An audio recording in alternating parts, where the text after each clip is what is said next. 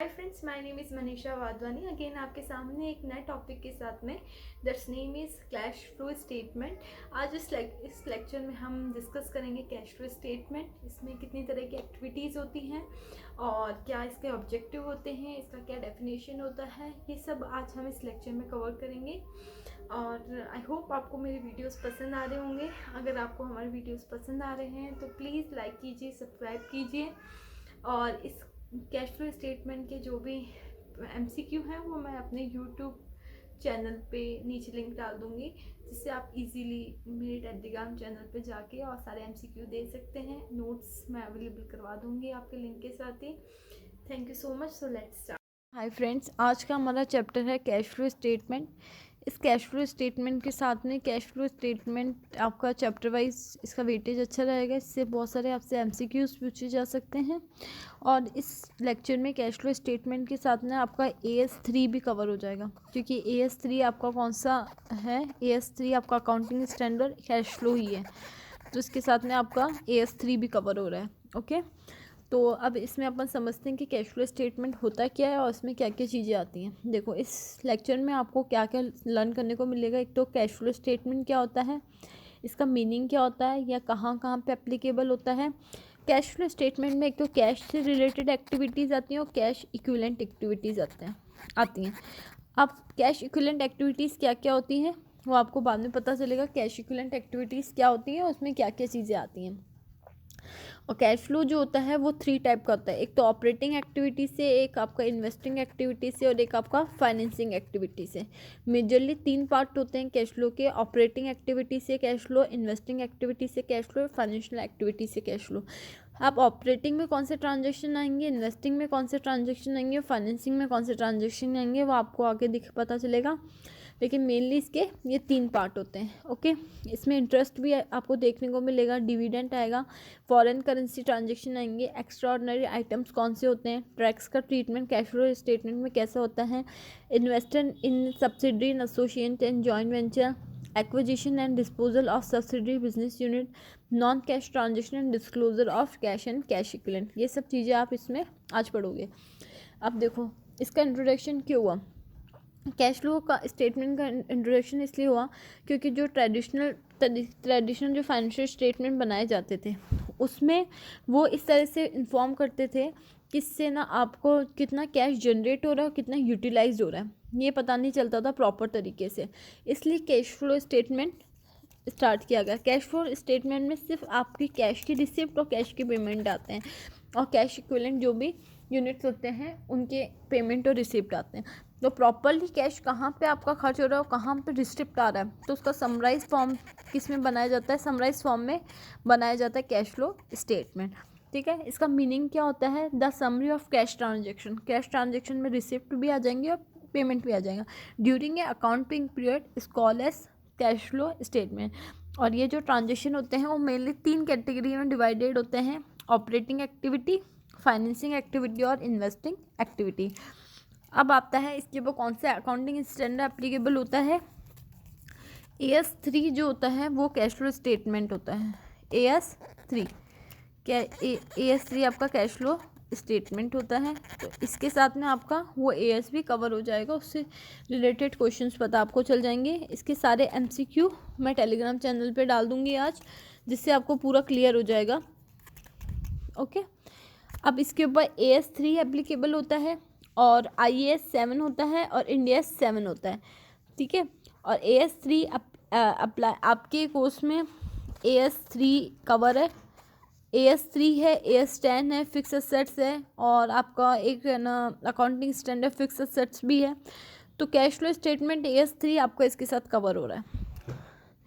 अब ये आता है AS3 किसके ऊपर एप्लीकेबल होता है। AS3 applies to the enterprises having more than 50 crore in a financial year, जिनका टर्नओवर 50 करोड़ रुपए से ज़्यादा हो जिन कंपनियों का, उन कंपनियों को कंपल्सरी कैश फ्लो स्टेटमेंट बनाना पड़ता है।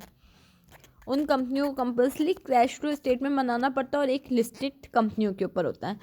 ठीक है, ये आप MCQ के लिए चीज़ों का ध्यान रख सकते हो, क्योंकि MCQ में अपन को पता नहीं होता है कि वो कहाँ से कौन सा क्वेश्चन पूछ ले।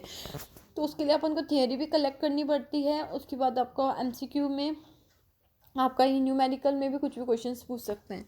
तो डेट्स वाई ये कौन सी कंपनियों के ऊपर एप्लीकेबल होता है, जिन कंपनियों का टर्नओवर 50 करोड़ रुपए से ज़्यादा हो और लिस्टेड कंपनियों, तो उन दोनों कंपनियों को कैश फ्लो बनाना कंपलसरी होता है। कैश फ्लो स्टेटमेंट होता है जो फाइनेंशियल स्टेटमेंट जैसे बनाया जाता है ना, फाइनेंशियल स्टेटमेंट में आपका ट्रेडिंग अकाउंट आता है, P&L अकाउंट आता है, बैलेंस शीट आती है, तो वैसे ही इन दोनों कंपनियों को भी कैश फ्लो स्टेटमेंट बनाना कंपलसरी होता है।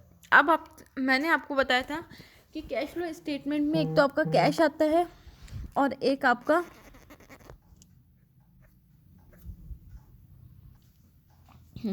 देखो कैश फ्लो स्टेटमेंट में एक तो आपके पास कैश आता है और एक आपका कैश इक्विवेलेंट आता है। तो अब कहेंगे कि कैश इक्विवेलेंट का मीन्स क्या होता है। देखो कैश इन हैंड, कैश के अंदर क्या क्या आता है। Cash in hand, deposit payable on demand with any bank और फाइनेंशियल इंस्टीट्यूशन।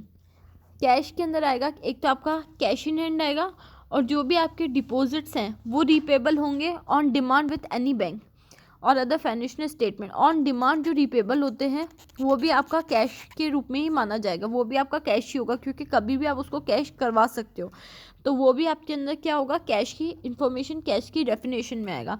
अब आता है कैश इक्विवेलेंट क्या होता है। कैश इक्विवेलेंट में आपके पास short term highly liquidated investment आता है that are readily convertible into known amount of cash and are subject to इंसाइन and they don't have any risk and change of value.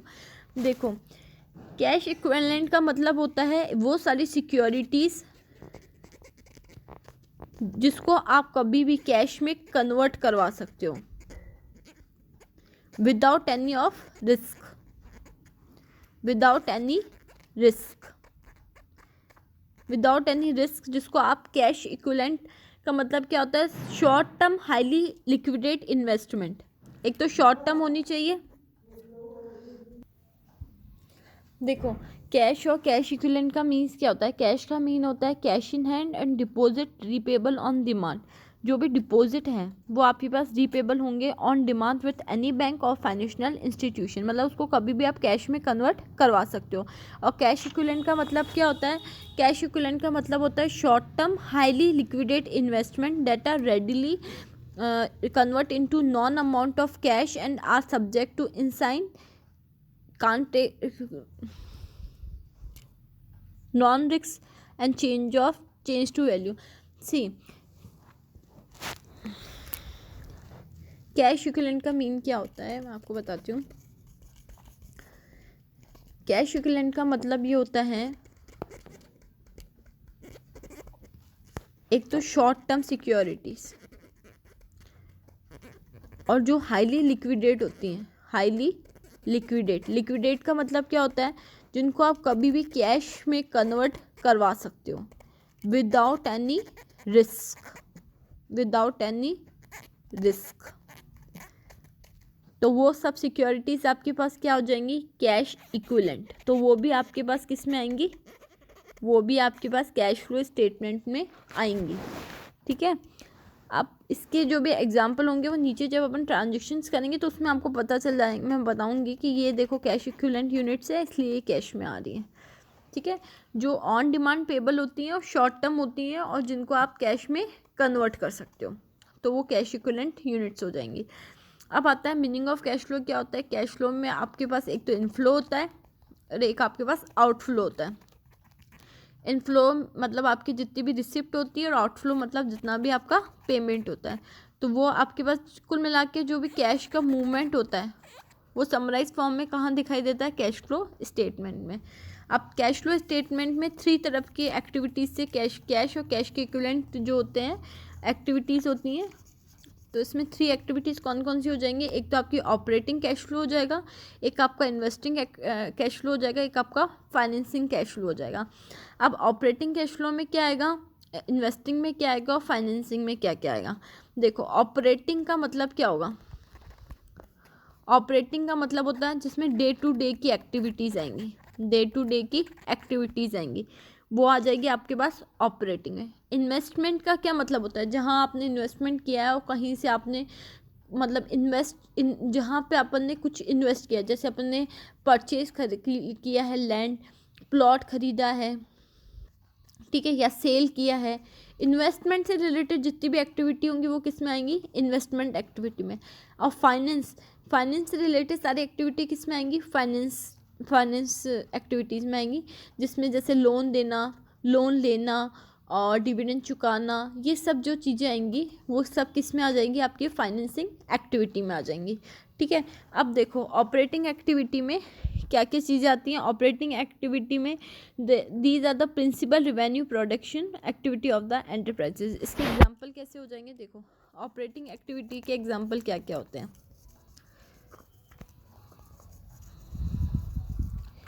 Operating activity के आपके example हो जाएंगे जैसे cash receive from sale of goods, मैंने किसी को goods sold किया, उससे रिलेटेड मुझे जो भी रिसिप्ट हुई वो इसमें आ जाएगी।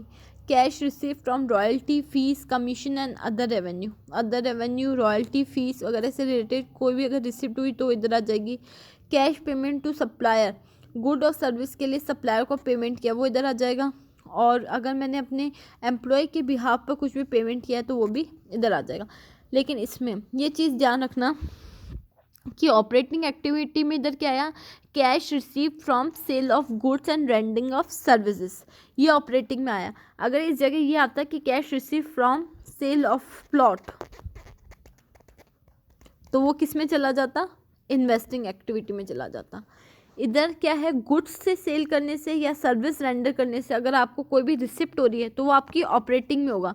लेकिन वही चीज़ आपकी अगर फिक्स असेट्स को खरीदने या बेचने से होती है, अगर आपने कोई भी फिक्स असेट्स परचेज की है या सेल की है तो उस सिचुएशन में वो किसका पार्ट हो जाएगा, आपका इन्वेस्टिंग एक्टिविटी का पार्ट हो जाएगा। ओके, अब देखो कैश फ्लो स्टेटमेंट भी जो होता है ना उसमें दो मेथड होते हैं, एक तो डायरेक्ट मेथड होता है और एक होता है इनडायरेक्ट मेथड। कितने तरह के मेथड होते हैं, दो तरह के, एक तो डायरेक्ट मेथड होता है और एक इनडायरेक्ट मेथड होता है। अब इनडायरेक्ट मेथड का फॉर्मेट क्या होता है, देखो सबसे पहले डायरेक्ट मेथड में कैश रिसीव फ्रॉम कस्टमर आ जाएगा, फिर आपने किस किस को पे किया, सप्लायर को कितना पे किया, एम्प्लॉय को कितना पे किया है, और cash paid for other than operating expense, operating expenses के अलावा आपने कहाँ कहाँ पे किया वो इधर आ जाएगा। फिर कैश जनरेटेड, फिर कितना आपको कैश जनरेट हुआ है, ठीक है, उसमें से आपका इनकम टैक्स माइनस हो जाएगा, तो जो भी बचेगा वो आपके पास किस क्या आ जाएगा, net cash flow from financing क्या इन ऑपरेटिंग एक्टिविटी। ओके, अब इसमें आपकी अब ये जो होता है ना, ये जो मेथड होता है ना, इन दिस अब दो मेथड होते हैं, वो तो डायरेक्ट मेथड हो गया। अब आता है इनडायरेक्ट मेथड। इनडायरेक्ट मेथड में क्या होता है, देखो ये तो डायरेक्ट मेथड आता है। डायरेक्ट मेथड का फॉर्मेट इस तरह का होता है कि इसमें आपने कस्टमर से कितना रिसीव किया है प्लस आपने कितना कितना सप्लायर को, एम्प्लॉय को और अदर देन ऑपरेटिंग एक्सपेंसेस आपने क्या क्या दिए हैं वो सब माइनस होकर जो भी आया वो आपका ऑपरेटिंग एक्टिविटी आ गया। अब इनडायरेक्ट मेथड में क्या होता है, वैसे यूजुअली हमेशा इनडायरेक्ट मेथड ही आता है, और ये इनडायरेक्ट मेथड जो होता है सारी कंपनियों के ऊपर एप्लीकेबल होता है और हर कंपनी, हेलो, हाँ, इसमें इनडायरेक्ट मेथड के अंदर जो होता है ना आपका फॉर्मेट किस तरीके का बनेगा, ऑपरेटिंग एक्टिविटी का। ठीक है, अभी हम सबसे पहले कौन सी एक्टिविटी डिस्कस करें, ऑपरेटिंग एक्टिविटी। ठीक है, तो इसका फॉर्मेट किस तरह बनेगा, इनडायरेक्ट मेथड के अकॉर्डिंग। ठीक है, सबसे पहले आपके पास में जितनी भी आपकी रिटेन अर्निंग है वो आ जाएगी, मतलब जो भी आपके पास रिजर्व्स पड़े हैं, रिटेन अर्निंग जो आपकी बैलेंस शीट में शो हुई है, सबसे पहले आपकी वो रिटेन अर्निंग आएगी। देन उसमें आप कौन कौन से चीज़ें हैं जो ऐड होंगी और कौन कौन सी चीज़ें हैं जो कि लेस होंगी। देखो अब इसमें फर्स्टली जो जितना भी आपने डिविडेंड पे किया है वो आपके पास में ऐड हो जाएगा, क्योंकि वो P&L में ऑलरेडी क्या होगा, डेबिट आपने कर रखा होगा। तो जो भी चीज़ें आपने ऑलरेडी डेबिट कर रखी है P&L में वो वापस क्या हो जाएंगी, आपके पास में ऐड हो जाएंगी। ठीक है, तो आपने जैसे डिविडेंड पे कर रखा है तो वो आपके पास ऐड हो जाएगा। आपका इनकम टैक्स भी आपने माइनस कर रखा होगा उसमें P&L में, तो वो भी ऐड हो जाएगा। और आपका डेप्रिसिएशन भी क्या हो जाएगा, ऐड हो जाएगा। और आपने अगर कोई भी असेट्स है, मैंने कोई भी असेट्स है, जैसे मैंने कोई भी प्लांट ख़रीदा है 1 लाख का, लेकिन मैंने उसको सोल्ड आउट कितने में कर दिया, 80,000 रुपये का। तो 20,000 रुपये का मेरा क्या हो गया, लॉस हुआ है। तो मैंने अगर कोई भी लॉस भी जला है तो वो लॉस भी मेरे इधर क्या हो जाएगा, ऐड हो जाएगा। देन मैंने कोई भी अगर इंटरेस्ट पे किया है उस ड्यूरेशन में, क्योंकि इंटरेस्ट अगर पे किया है तो वो भी मेरे P&L के डेबिट में आ गया होगा, तो वो भी मेरा क्या हो जाएगा, ऐड हो जाएगा। और प्रोविज़न होगा कोई भी बैड डेट्स के लिए, वो भी मेरा क्या हो जाएगा, ऐड हो जाएगा। तो ये सब चीज़ें आपकी सबसे पहले क्या हो जाएंगी, ऐड हो जाएंगी। अगर आपने इंटरेस्ट अगर पे किया है तो वो क्या होंगी, ऐड होंगी, लेकिन आपने वो रिसीव किए हैं तो क्या हो जाएगी, माइनस हो जाएगी। आपने कोई भी प्रॉफिट हुआ है किसी भी एसेट्स को बेचने से, तो वो भी आपका क्या हो जाएगा, माइनस हो जाएगा। तो ये सब चीज़ें होने के बाद में आपके क्या आ जाएंगे, फंड्स आ जाएंगे। किससे फंड्स आ जाएंगे, केवल ऑपरेशनल जो भी फंड्स होंगे वो आ जाएंगे। अब उसमें सेकेंड चीज़ क्या होगी कि वर्किंग कैपिटल के लिए आपको कुछ एडजस्टमेंट्स करने पड़ेंगे। किस किस के एडजस्टमेंट होंगे, देखो, एक तो आपकी करंट असेट्स का और आपकी करंट लायबिलिटीज़ का, ये दो चीज़ों का एडजस्टमेंट होगा। देखो, करंट असेट्स का मतलब क्या होता है, जो विदिन अ 12 मंथ पे मतलब कैश में ट्रांसफ़र हो जाती है, मतलब कैश की इक्विवेलेंट होती है, और विदिन अ 12 मंथ हम उसको कैश में कर सकते हैं, ट्रांसफ़र कर सकते हैं। और कैश लायबिलिटी वो होती है जिनको विदिन 12 मंथ हमको क्या करना पड़ता है, पे करना पड़ता है कैश में, तो वो हमारी करंट लायबिलिटी होती है। ठीक है, तो करंट असेट्स और करंट लायबिलिटी ये दोनों भी आपके पास में कैश फ्लो में तो आएंगी।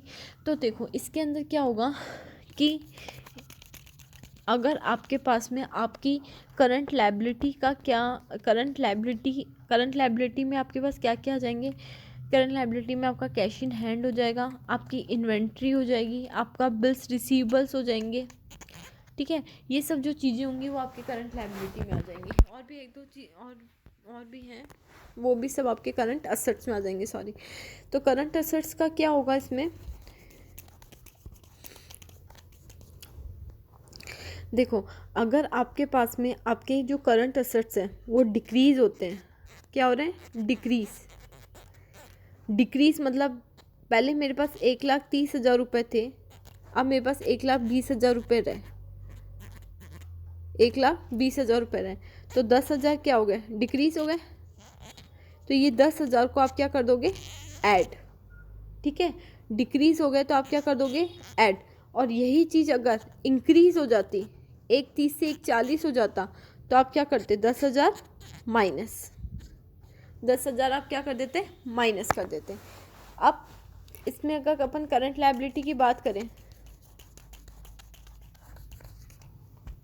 करंट लायबिलिटी, तो करंट लायबिलिटी अगर इंक्रीज हो रही है, जैसे पहले 1,10 थी, अब 1,20 हो गई, तो 10,000 रुपये क्या हुए, इंक्रीज हुए।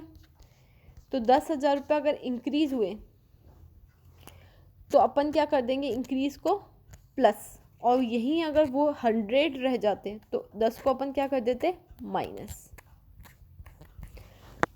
तो ये जो करंट लायबिलिटी होती है ना, उसका रूल क्या चलता है, उसका रूल ये चलता है कि अगर इंक्रीज हो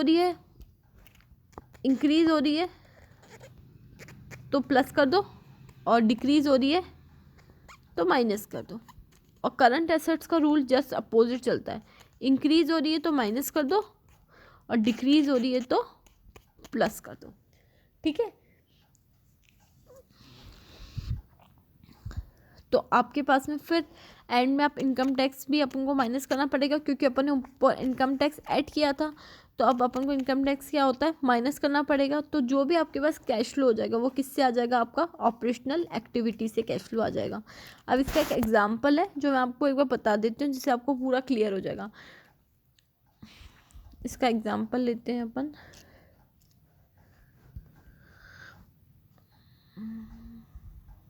देखिए ये एग्जाम्पल है,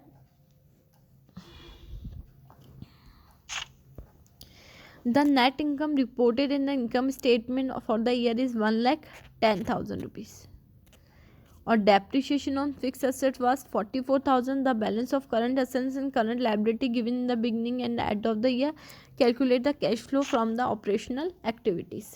देखो, सबसे पहले अपन को नेट प्रॉफिट कितना दे रखा है इसने, 1,10,000 रुपीज़, तो 1,10,000 रुपीज़ आपका इधर आ गया। ठीक है, उसके बाद में अपने पास में डेप्रिसिएशन क्या होता है, प्लस। क्यों होता है प्लस? क्योंकि P&L में अपन ने उसको पे किया है, तो अपन के P&L में डेबिट है, तो वापस अपन को क्या करना पड़ेगा, इसको ऐड करना पड़ेगा। तो वापस अपन ने इसको ऐड किया तो 44,000 अपना क्या हो जाएगा, डेप्रिसिएशन ऐड हो जाएगा। ठीक है, तो ये अपने प्रॉफिट हो जाएगा बिफोर टैक्स, है ना। अब ये चीज़ देखो डेटर्स आपके पास क्या है। सबसे पहले तो डेटर्स मतलब क्या होता है? डेटर्स का मतलब ये होता है कि जिससे अपन पैसा मांगते हैं और जो अपन को विदिन, अपन को ये पता है कि विदिन 12 मंथ अपन को पैसा दे देगा, तो वो अपने डेटर्स होते हैं। और डेटर्स आपकी क्या होती है, करंट असेट्स। इन्वेंट्री, स्टॉक भी आपका करंट असेट्स होता है, क्योंकि विदिन 12 मंथ वो कैश में चेंज हो सकता है। प्रिपेयर्ड एक्सपेंसेस आपके करंट असेट्स होते हैं। और अकाउंट्स पेबल आपके पास क्या हो जाएगा, आपका करंट लायबिलिटीज़, क्योंकि उसको आगे जाके अपन को क्या करना है, पे। ठीक है, तो आप सबसे पहले डेटर्स देखो। बिगनिंग ऑफ द ईयर कितने थे, 1,80,000। At the end of the year कितने हो गए, 2 लाख रुपीज़। मतलब क्या हो गया, इंक्रीज हो गए। ठीक है, अब इन्वेंट्री 3 लाख की थी और एंड में रह गई 2,90,000, मतलब डिक्रीज हो गई। प्रिपेयर्ड एक्सपेंसेस 16,000 के थे, अब 15,000 के हो गए, तो मतलब क्या हो गया, डिक्रीज हो गए। अकाउंट पेबल 116 का था और 12 का रह गया, तो ये भी डिक्रीज हो गया। अब इसका रूल क्या होता है, इसका रूल ये कहता है कि करंट असेट्स अगर इंक्रीज होती है तो उसको क्या करो, माइनस, और करंट असेट्स अगर डिक्रीज होती है तो उसको कर दो प्लस। और करंट लायबिलिटी का रूल सीधा सीधा चलता है, प्लस हो रहा है, इंक्रीज हो रहा है तो प्लस करो, डिक्रीज हो रहा है तो लेस करो। तो ये क्या हो रहा है, इंक्रीज हो रहा है, तो आपके 20,000 क्या हो जाएंगे, माइनस। ओके, देन ये आपका क्या हो रहा है, कम हो रहा है, तो ये आपके 10,000 क्या हो जाएंगे, ऐड। ये भी कम हो रहा है, इसलिए 1,000 क्या हो जाएंगे, ऐड। और ये आपके माइनस हो रहा है, तो माइनस को माइनस करो, तो 116 में से आपका 12 गया, तो 14,000 आपके क्या हो जाएंगे, माइनस। तो ये 34,000 रुपये माइनस में आ गए और ये 11,000 इसमें ऐड हो गए। तो आपका जो भी बचा फिर वो क्या आ गया, cash flow from operating activity.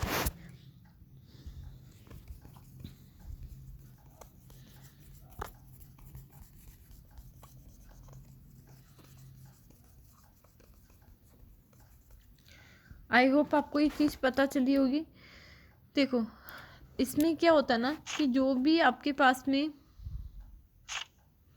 इसका फॉर्मेट कैसा होता है, देखो net profit before tax and extra ordinary items. सबसे पहले आपको इधर नेट प्रॉफिट लिखना पड़ता है, ठीक है।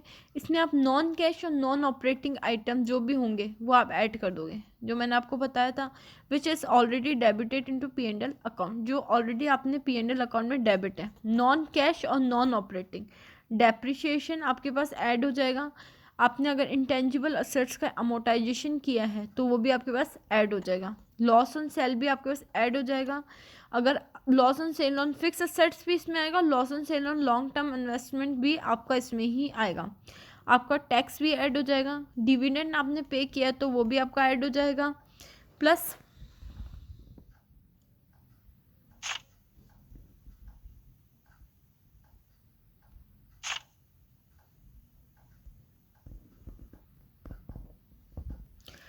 वो भी आपका क्या हो जाएगा, ऐड हो जाएगा। ठीक है, अब इसमें क्या है, नॉन कैश और non operating item which has been credited into P&L account. जो डेबिट हुआ है P&L अकाउंट में वो सब तो क्या हो जाएगा, ऐड हो जाएगा। और जो क्रेडिट हुआ है P&L अकाउंट में वो सब क्या हो जाएगा, माइनस हो जाएगा।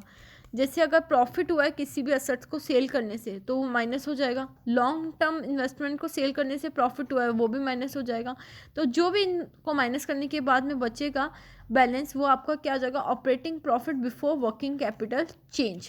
क्योंकि वर्किंग कैपिटल क्या होती है, वर्किंग कैपिटल का मतलब होता है current assets minus current liabilities. अगर मैं करंट एसेट्स को करंट लायबिलिटीज से माइनस करूं तो वो मेरा क्या हो जाएगा, वर्किंग। देखिए ये एग्जांपल है,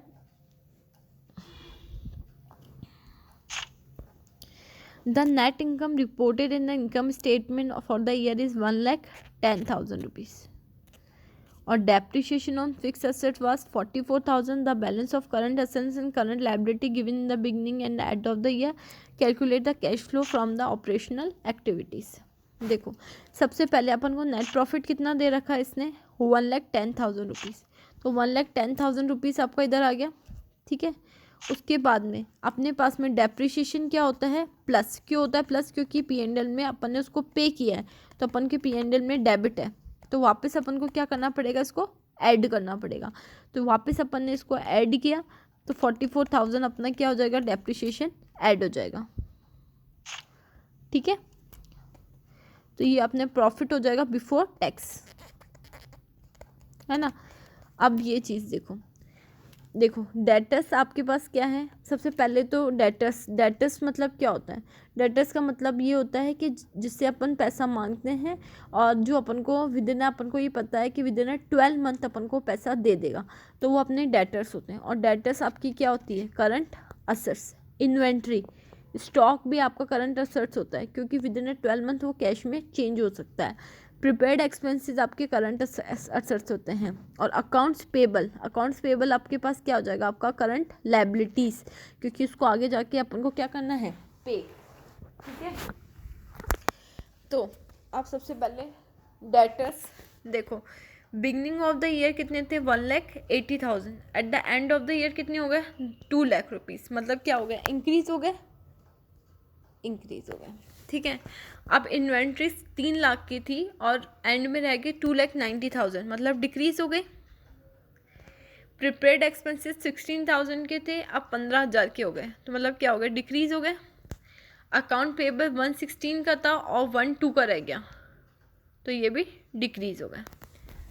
अब इसका रूल क्या होता है, इसका रूल ये कहता है कि करंट असेट्स अगर इंक्रीज होती है तो उसको क्या करो, माइनस. और करंट अगर असेट्स अगर डिक्रीज होती है तो उसको कर दो प्लस. और करंट लायबिलिटी का रूल सीधा सीधा चलता है, प्लस हो रहा है, इंक्रीज हो रहा है तो प्लस करो, डिक्रीज हो रहा है तो लेस करो. तो ये क्या हो रहा है, इंक्रीज हो रहा है, तो आपकी 20,000 क्या हो जाएंगे, माइनस. ओके, देन ये आपका क्या हो रहा है, कम हो रहा है, तो ये आपके 10,000 क्या हो जाएंगे, ऐड. ये भी कम हो रहा है इसलिए 1,000 क्या हो जाएंगे, ऐड. और ये आपके माइनस हो रहा है तो माइनस को माइनस करो, तो 116 में से आपका 12 गया तो 14,000 आपके क्या हो जाएंगे, माइनस. तो ये 34,000 रुपये माइनस में आ गए और ये 11,000 इसमें ऐड हो गए. तो आपका जो भी बचा फिर वो क्या आ गया, cash flow from operating activity.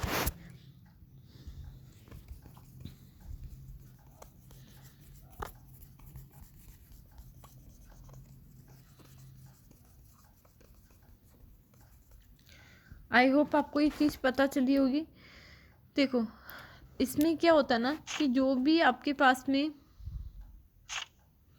इसका फॉर्मेट कैसा होता है, देखो net profit before tax and extra ordinary items. सबसे पहले आपको इधर नेट प्रॉफिट लिखना पड़ता है. ठीक है, इसमें आप नॉन कैश और नॉन ऑपरेटिंग आइटम जो भी होंगे वो आप ऐड कर दोगे, जो मैंने आपको बताया था, which is already debited into P&L account, जो ऑलरेडी आपने P&L अकाउंट में डेबिट है. नॉन कैश और नॉन ऑपरेटिंग. डेप्रिशिएशन आपके पास ऐड हो जाएगा. आपने अगर इंटेंजिबल असेट्स का अमोर्टाइजेशन किया है तो वो भी आपके पास ऐड हो जाएगा. लॉस ऑन सेल भी आपके पास ऐड हो जाएगा. अगर loss on cell on fix assets भी इसमें आएगा, loss on cell on long term investment भी आपका इसमें ही आएगा. आपका टैक्स भी ऐड हो जाएगा. डिविडेंड आपने पे किया तो वो भी आपका ऐड हो जाएगा. प्लस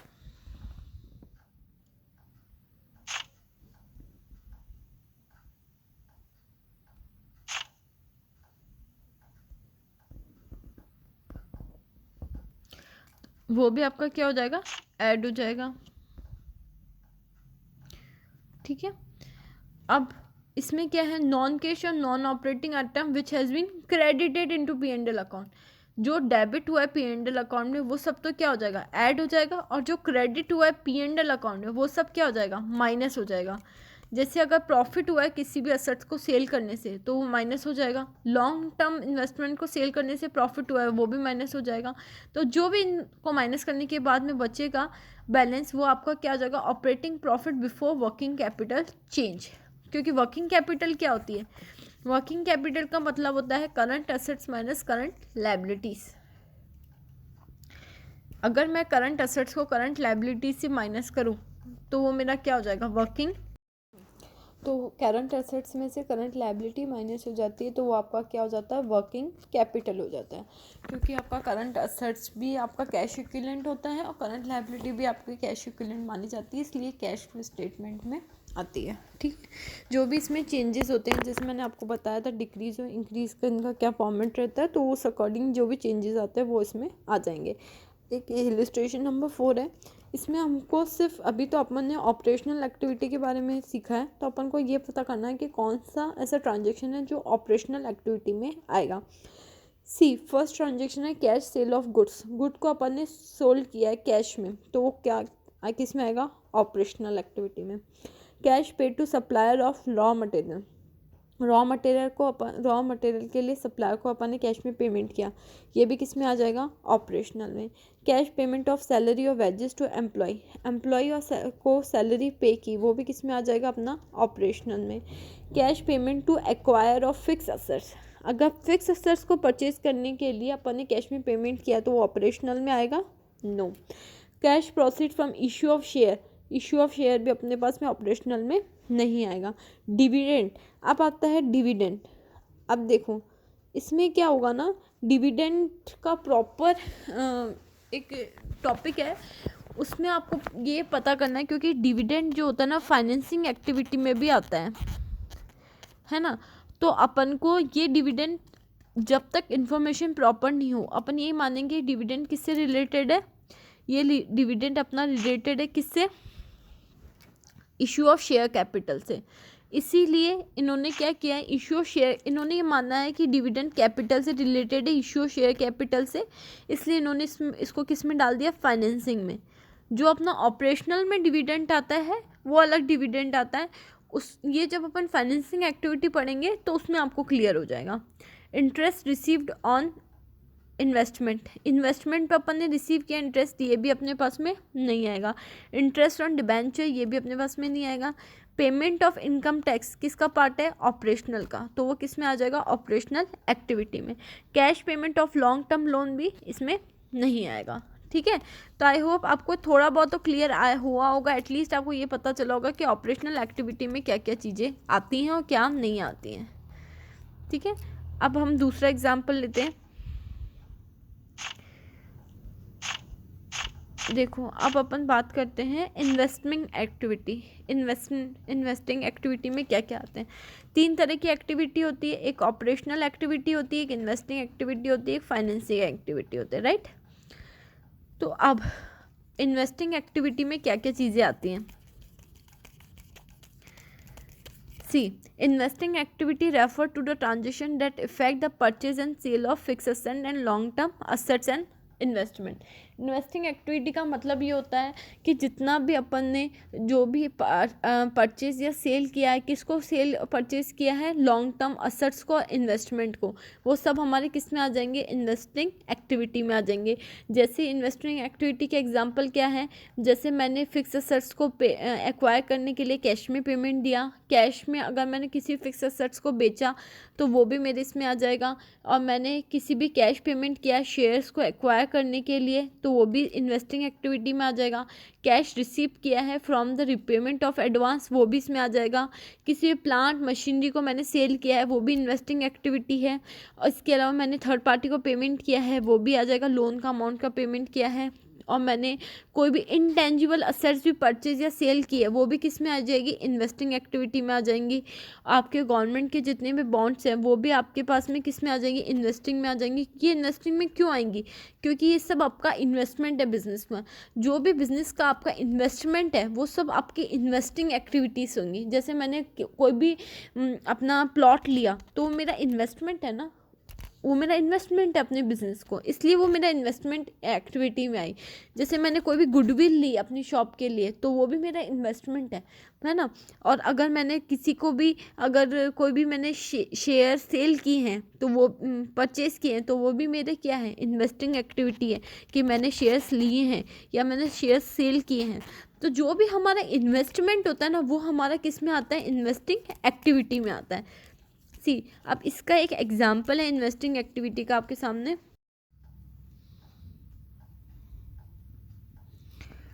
देखिए हमारे पास अब नेक्स्ट एग्जांपल है कि आपको from the following information you have to calculate investing activity. Machine opening थी आपके पास 4 लाख की, क्लोजिंग बची 4,20,000 की।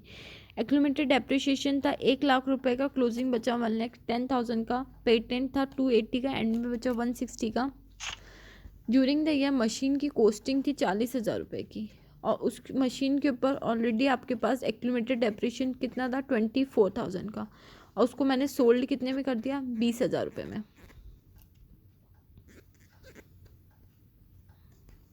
ठीक है, और patent were write off to the extension of 40,000 and sold a profit of 20,000। अब फर्स्टली हम निकालेंगे मशीन। देखो मशीन के ऊपर सबसे पहले मुझे कैलकुलेट करना है कि मुझे मशीन को सोल्ड करने पे प्रॉफिट हुआ है या लॉस हुआ है। ये एज ए ट्रांजेक्शन, सिर्फ ये ट्रांजेक्शन भी आपसे एमसीक्यू में पूछ सकते हैं, इसमें प्रॉफिट या लॉस निकालना होता है आपको। देखो मशीन कितने की थी 40,000 की, ठीक है, और उसके ऊपर एक्यूमुलेटेड डेप्रिसिएशन ऑलरेडी कितना लग चुका है 24,000 रुपीज़। तो डेप्रिसिएशन इतना लग चुका है ऑलरेडी, एक्यूमुलेटेड डेप्रिसिएशन है। तो अब मशीन की वैल्यू कितनी बची, मशीन की वैल्यू बची 16,000 की, और उसको बेचा कितने में गया 20,000 रुपये में। तो आपको कितना प्रॉफिट हुआ 4,000 का, अपन को क्या हो गया प्रॉफिट हो गया। जितनी भी मशीन की कॉस्टिंग दे रखी है उसमें से उसका डेप्रिसिएशन माइनस किया अभी तक का, क्योंकि आप जब भी कोई फिक्स असेट्स लेते हो तो उसके अंदर उसका डेप्रिसिएशन हर साल करता जाता है। तो वो मशीन की वैल्यू क्या होती है, आपकी कोई भी फिक्स असेट्स की वैल्यू हर साल क्या होती है कम होती जाती है, क्योंकि वो डेप्रिशिएट होती है। तो उसके बाद में इस मशीन की वैल्यू कितनी बची 16, और आपने उसको सेल कितने में किया 20 में, तो 4,000 का अपन को क्या हुआ प्रॉफिट हुआ। अब इस प्रॉफिट को मैं कहाँ दिखाऊंगी 4,000 का profit on sale of machine या loss on sale of fix assets कहाँ पे आता है ऑपरेशनल एक्टिविटी में आता है। तो ऑपरेशनल एक्टिविटी में आपका 4,000 रुपीज़ आ जाएगा। ठीक है, अब इसके अंदर क्या है, जब भी ऐसे एग्जाम्पल आते हैं ना तो आपको सिंपली एक अकाउंट बनाना है फिक्स एसेट का। जैसे मैंने मशीन अकाउंट बनाया, मशीन अकाउंट का ओपनिंग कितना है 4 लाख रुपए, क्लोजिंग कितना है 4,20,000 रुपये का। ठीक है, 4 लाख रुपए का ओपनिंग है, 4,20,000 रुपये का क्या हुआ क्लोजिंग हो गया।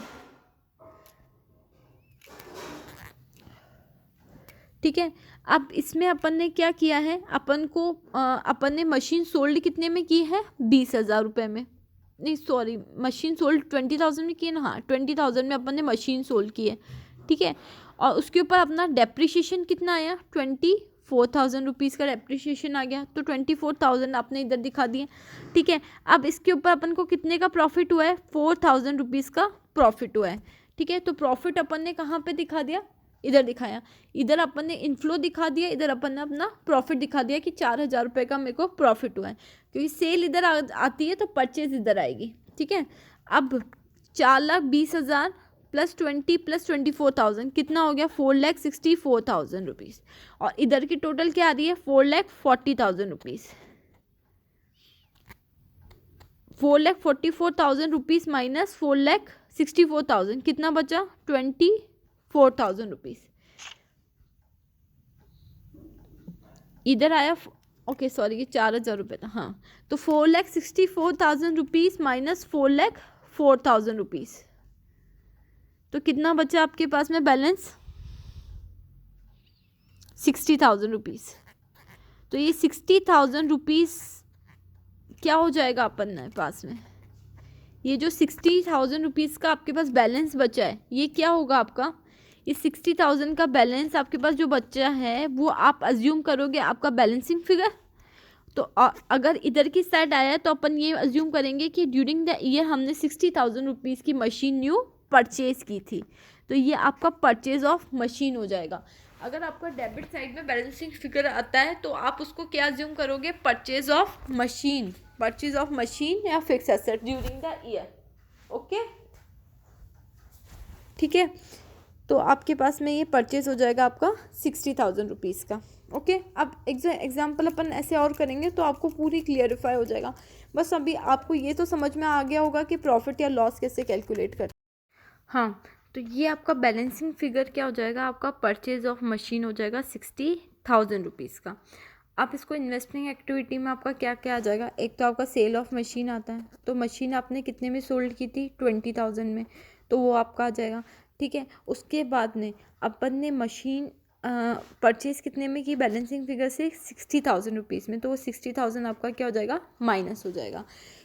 इसको मैं आपको एक दो एग्जांपल से और समझा दूंगी तो आपको पूरा क्लियर आउट हो जाएगा कि बैलेंसिंग फिगर का क्या गेम है। अभी तक आपको आई होप से प्रॉफिट और लॉस निकालना तो आ ही गया होगा।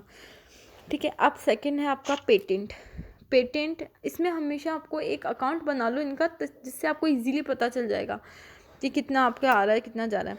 देखो, पेटेंट आपका 2,80,000 का ओपनिंग में था, क्लोजिंग आपका कितना था 1,60,000 रुपीज़। ड्यूरिंग द टाइम आपने राइट ऑफ कर दिया 40,000 का पेटेंट, और आपने कुछ पेटेंट सोल्ड कर दिया प्रॉफिट में। इसमें अपन को क्या दे रखा है, प्रॉफिट दे रखा है, अपन को अमाउंट नहीं बता रखी कि कितने में सोल्ड किया है। अब जो प्रॉफिट था वो तो मेरे इन्वेस्टिंग एक्टिविटी में चला जाएगा, बट मुझे सेल पे कितना कैश मिला है ये मुझे नहीं दे रखा है। ठीक है, तो सबसे पहले टू बैलेंस बी डी में आपके पास क्या क्या आ जाएगा, 2,80,000 रुपीज़, तो ये ओपनिंग में आपका चला जाएगा 2,80,000 रुपीज़। क्लोजिंग आपको कितना दे रखा है, क्लोजिंग आपको 160, तो आपने बाय बैलेंस सी डी लिख दिया 160। ठीक है, अब प्रॉफिट अपन को कितना दे रखा है 20,000 रुपीज़ का, तो 20,000 का प्रॉफिट मैंने इधर बुक कर दिया। ठीक है, अब 40,000 रुपीज़ का मैंने पेटेंट राइट ऑफ कर दिया, है ना, राइट ऑफ कर दिया, तो 40,000 का पेटेंट यहाँ पे आ जाएगा मेरा राइट ऑफ का। अब आएगा कि आपके पास में 40,000 प्लस 1,60,000 कितना हो गया 2 लाख रुपीज़, और इधर का आपका बैलेंस कितना हुआ 3 लाख रुपीज़। इन दोनों को माइनस किया तो ये आपका क्या बचा 1 लाख रुपीज़। तो ये 1 लाख रुपीज़ का मतलब क्या हुआ, ये 1 लाख रुपीज़ आपको आपका पेटेंट सेल करने पे मिला है। तो सेल ऑफ पेटेंट आपका कितना हो जाएगा 1 लाख रुपीज़, और ये इसमें से माइनस हो जाएगा, तो ये आपकी इन्वेस्टिंग एक्टिविटी हो जाएगी। आप अकाउंट बनाएंगे, थोड़ी प्रैक्टिस करेंगे, देन आफ्टर ही आपको क्लियर आउट होंगे क्या प्रॉफिट हो रहा है क्या लॉस हो रहा है। आपके एमसीक्यू में 120% प्रॉफिट या लॉस के क्वेश्चंस आ सकते हैं। आपको डेप्रिसिएशन देंगे, आपको मशीन की कॉस्टिंग देंगे और बताएंगे कितने में हमने सेल किया, इसमें कितना प्रॉफिट हो रहा है कितना लॉस हो रहा है। तो सिचुएशन में अपन को क्या करना है, मशीन की कॉस्टिंग अपन को जो भी दे रखी है उसमें से अपन को डेप्रिसिएशन क्या करना है, लेस करना है। उसके बाद जैसे मैंने डेप्रिसिएशन इसमें 20,000 रुपये का लेस किया, और अगर यही मशीन में 24,000 में बेचती, 24,000 में बेचा, इसलिए मुझे 4,000 का क्या हुआ प्रॉफिट हुआ। अगर यही मशीन मैं 16,000 रुपये में बेचती तो मेरे पास में 4,000 रुपये का क्या हो जाता, लॉस हो जाता। ठीक है, प्रॉफिट एंड लॉस आपको कैलकुलेट करना आ गया होगा। और इसमें अगर आपने ड्यूरिंग द ईयर क्या परचेज़ किया क्या सेल किया, उसके लिए अपन को अकाउंट बनाने पड़ेंगे, और इसके 2-3 क्वेश्चंस और होंगे, तो आपको इजीली पता चल जाएगा कि कैसे ये अकाउंट्स बनते हैं, कैसे इसकी बैलेंस वीडियो सीडी होता है। क्योंकि स्टार्टिंग में अपन कोई भी चीज़ समझते हैं तो अपने लिए टफ होती है एज ए बिगिनर, लेकिन जब आप 2-3-4 क्वेश्चंस की उसकी प्रैक्टिस करते हो तो फिर आपको क्लियर आउट हो जाता है। कैश फ्लो स्टेटमेंट एक अच्छा खासा वाइड टॉपिक है, तो इसलिए थोड़ा इसमें टाइम लगेगा, but we take time, don't worry, हम सीखेंगे अच्छे से, इसको पूरा समझने की ट्राई करेंगे।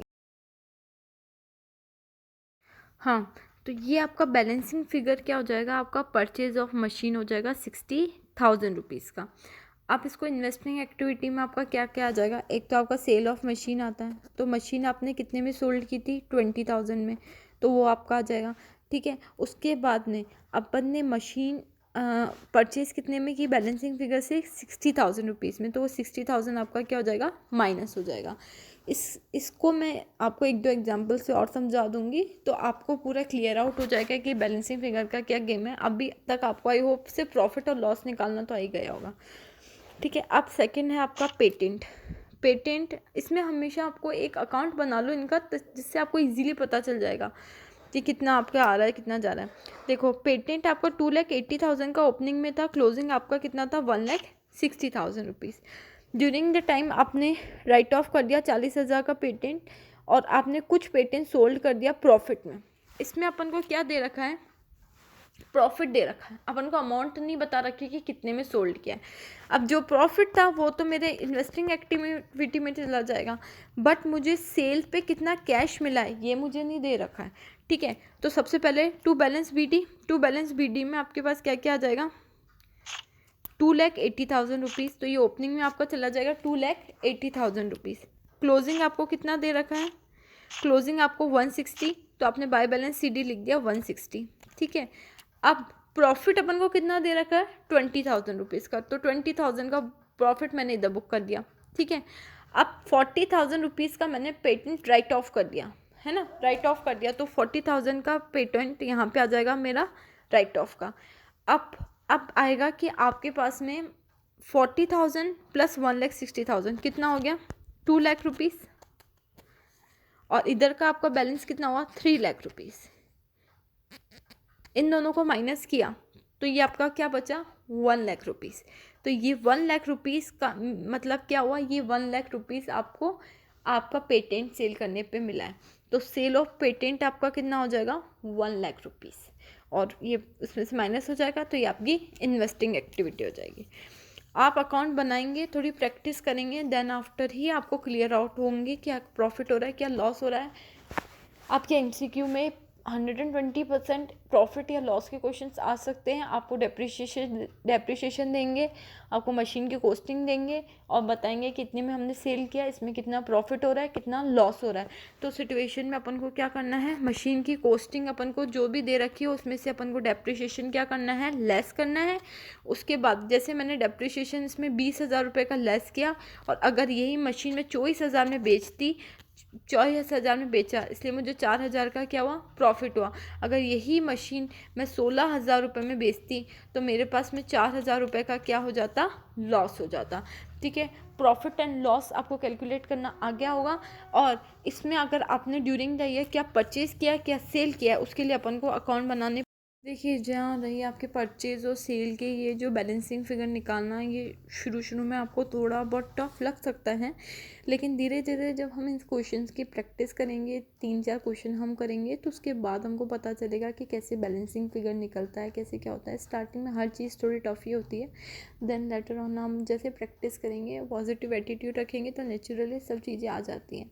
आपसे MCQs में इस टाइप के क्वेश्चंस पक्के पूछे जा सकते हैं, आपको ये छोटे छोटे पार्ट्स में मिल सकते हैं। अगर आप पूरा बड़ा क्वेश्चन सॉल्व करने के एप्लीकेबल हो जाते हो, तो उस सिचुएशन में अगर उस पार्ट का, उस क्वेश्चन का कोई भी पार्ट अगर आपसे एग्ज़ाम में पूछे तो आप इजीली उसको दे सकते हो, अगर आपके बेसिक क्लियर है तो। और इससे रिलेटेड MCQ मैं टेलीग्राम पे आज डाल दूँगी, और बाकी फाइनेंसिंग एक्टिविटी के बारे में अपन कल डिस्कस करेंगे। इसके 3-4 एग्जाम्पल और करेंगे।